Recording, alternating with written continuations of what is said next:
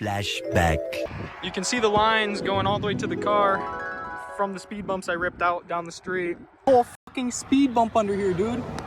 And it yanked my lines out. Oh, it's wedged in there. Yeah, the gas is. Oh, that's oil. Yeah. Hey, bro. I mean, at this point, we're leaking oil, leaking gas. Best method, we're sending it home. Pray, man, pray. So far, so good. Pat the speed bump in the back. Yes, sir. Well, this is kind of the first-hand look at it. There's a lot going on down here, I'm gonna be honest. Took the tray off. Got a cracked oil pan. My fuel line, thank God we rerouted that, because that's good, but it quite literally twisted this whole bracket cross support. It clearly dragged right on through my tank. The tank got pretty scraped up. It ripped pretty much all the connectors and stuff out of this car. Right now I'm draining the oil. Well, I don't know if I've said this or not, but this car was originally X-Drive, so you know it's got the front diff. I ordered a non-X-Drive oil pan. I don't know how it's gonna work. I'm hoping it's the same thing. I don't know why it wouldn't be. It's way cheaper to get that than it is to get this whole X-Drive one, and I don't even use the front axles or anything. Hopefully it's okay. All in all, not too bad, considering we literally took a speed bump out of the road and dragged it down the street. That being said, there's still plenty of work ahead of us that we gotta do. So let's keep continuing on, see what we find, and get this project moving. I wanna get this car back out of the garage and back on the road because I only have a little bit more time before winter comes and it's parked up anyway. So let's move on.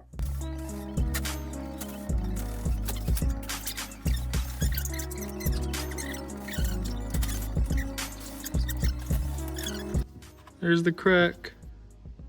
So small, but it's dented in. So,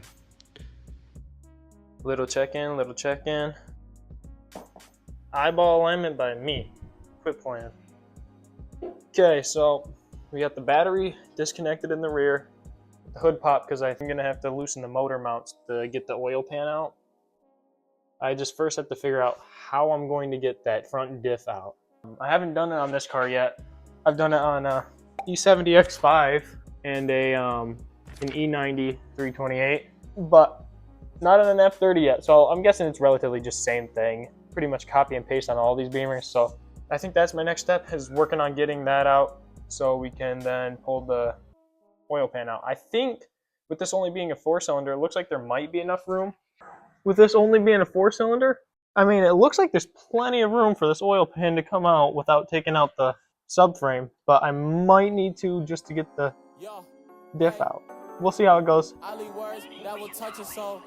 I feel push up on this thought, and I know she bold. Call me over, won't retwist my locks. Know that shit get old. She don't know her worth, it take a lot. I done dropped, I make some music. I don't gotta work a job. Y'all got plenty to change our lives. It's only right. Every day praying to God. Stuck in the hood trying to fight for his life. He grew up in the wrong, he don't know what is right. But not everyone thinking nice. He got his mind in a way bigger picture. You just gotta get up and try. Failure's a part of your life. Success is just doing his time. Okay, I think a quick pause is due right now. I need to quickly say this. So, where I'm currently at, this is where you would do your motor raise. So, I don't know if you can try and zoom in here. You see that bolt down there? If you want to do a motor raise, you just take your charge pipe off, at least for this side. Get a 16 mil with a swivel and a long extension. Go all the way down there, loosen that up. That's for your motor mount. And put a couple washers in that puppy. Same thing on this side. Just loosen that motor mount, lift up the engine, put some washers under there. You gotta figure out, there's two truths and then one is a lie. Spiritual heat out. I see grieving and hate in his eyes. I'm depressed, so I gotta roll up. On my pain, it comes from inside. I maneuver around, get it done. They try to pull it with 5. I only do one on once. I gotta roll on my dough to the size. Alright guys, next day, we're gonna keep moving on this. It's a crisp 48 degrees, so it's kind of brick out here. This car's gotta get done one way or another. We are making a ton of progress. All those clips are probably just going to be compiled into like a quick little burst so far. One of the last things I got to get doing here. I don't know if you can see way down there. There's a another bolt for the front diff that I could not get out. I ended up grabbing a Milwaukee stubby because that'll barely fit in there. Right now I got the motor lifted up a couple inches, so should be able to slide the oil pan out no problem. I don't think I need a drop subframe after looking at it a little more, but just keep moving. Save the cars on the phone at that guy. Don't want push it, we dropping a dot. Know when she put up with her friend, she was by. Got stop trolling and wasting your time. It's a rotation, we all get a prize. You got manage and count up your funds. At the end, you just gotta remember live life. Just remember you only live one. Yeah, hey. I leave words that will touch your soul. I feel push up on this thought, and I know she bold. Call me over, won't retwist my locks. Yo, that shit get old. She don't know her worth, it take a lot. I done dropped that. Oh my gosh. Wow, that was way more difficult than it needed to be. Finally got the oil pan out. That was a lot more work than it should have been. It was really difficult getting around the subframe. Just throwing it out there. If you're doing this on an N20, let me show you. So if you're doing this on an N20, remove the front 2 subframe bolts on both sides and leave the back one like 2 threads in. You're gonna need all the room you can get. It's still gonna be a tight squeeze. Really glad that's over. That took kind of a long time. That took like a full day probably of work. Probably something good to note is I'm gonna check my timing chain while everything's open like this. Just kind of get a gauge on, you know, how loose it's getting, especially because it's a turbo 4-cylinder Beamer. You know how that is. Timing chains are a big issue on these cars. I just want to check it just to be safe. Some riveting excitement. Pickup tube. Looks nice. Everything's looking good. I don't see nothing sus down here, so yeah. I guess something else good to note. I don't see, there's the cracks by the way. I don't see any chunks or nothing in here, so at least the car's running great. It's a good sign. Finally have gotten our oil pan, that's a new front lip, and the oil. I also decided to order a new rear diffuser. I kind of wasn't a fan of that last style one, so I just got the M-Tech. It's a little more flat. I think that's kind of more of what I'm into, but we can finally move forward with this car. The non-X-Drive pan did not work out. I didn't know you would need a different oil level sender. You would need a different sump kind of design and a different pickup tube, as well as there's nowhere for the bolts in the back of the pan to go into. Is what it is. I had to get another X-Drive one. Okay, here's the used pan. They left the oil level sensor attached. I'm just gonna take it out and reuse mine, to be fair, because I know mine works. This is what I was mentioning. Couldn't bolt through the trans. After a decent bit of scrubbing, this is what I'm left with. I got all the way down there. I mean, I did as much as possible, so. I had to hold the oil pan up with my stomach and like thrust it up while I was trying to push the rack out of the way and hold it up with the other hand. That was a nightmare. Finally though, the oil pan can slide up into place. Right now we're going through the slow process of torquing all 25 oil pan bolts. You gotta be planned, dude.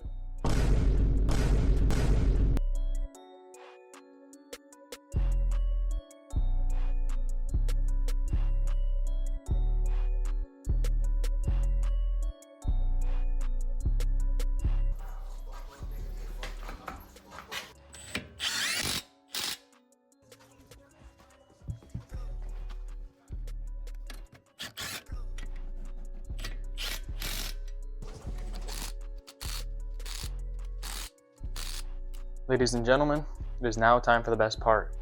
We're finally gonna put oil in the car. You already know we got the best. Liquid moly's always the way to go.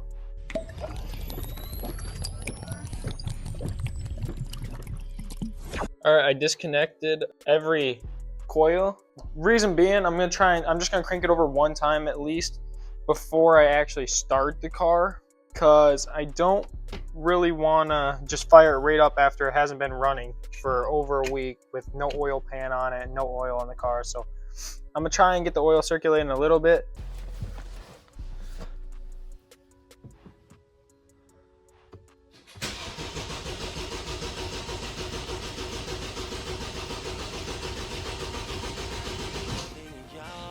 Okay, now I'm quickly plugging it all back in. So I don't plan on stopping at all.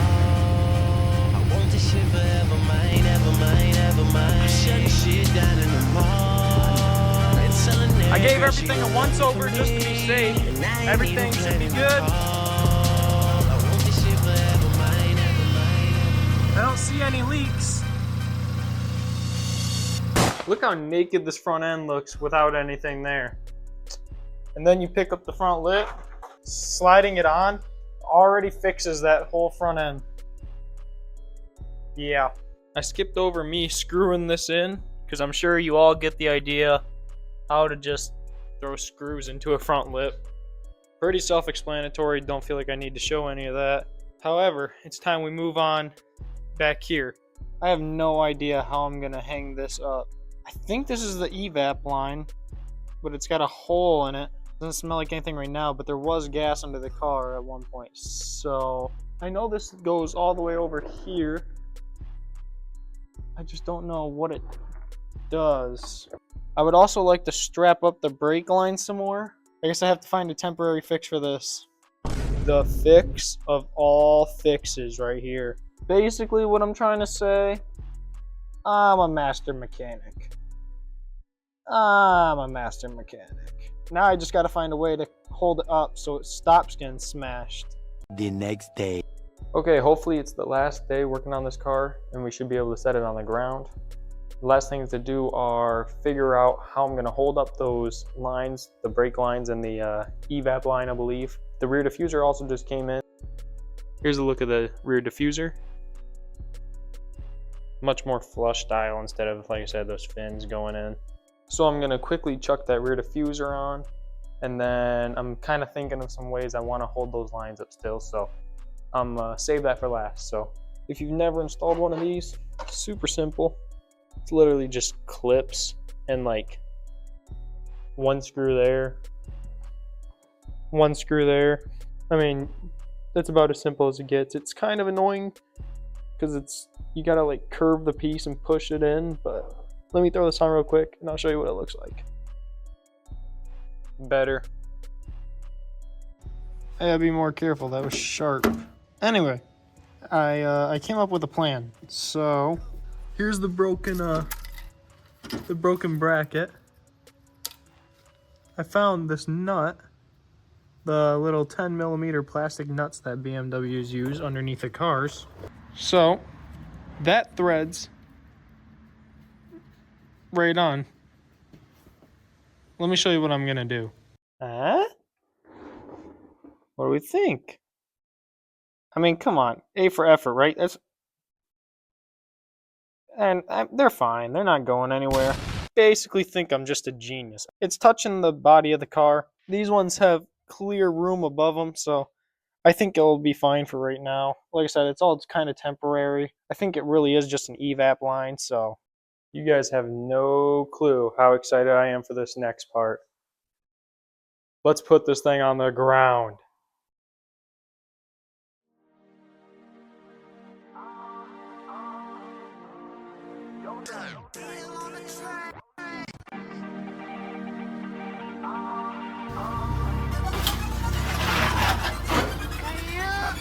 I know there's a name, gotta be a name for this shit. I just don't know what to call it. Finally back outside. I honestly can't even believe it. Let's go, man. I appreciate everybody that stuck through. Next video, we're going to be mobbing this car again. I haven't been outside in so long in it. If y'all want to see more mob content, stick around because next video, we're for real going to be driving this car. It's been parked up for so long, I honestly can't even wait. Seriously though, thank you to everybody that actually stuck it through. I really appreciate the support you guys have been giving me on the car. So stay tuned, we got a lot of stuff to do. Trey looking down to the Lakers. Still catch me thrifting that Goodwill and Savior. Stop trying to mix these songs of an acer. Shots to the rep, I'ma need me a chaser. Baking a caper, no apron, a waiter. Point at a shift in the climate of anchor. Bitch said she won't pop, plus gotta pay first. Jay gets some bop for me, mouth to the neck.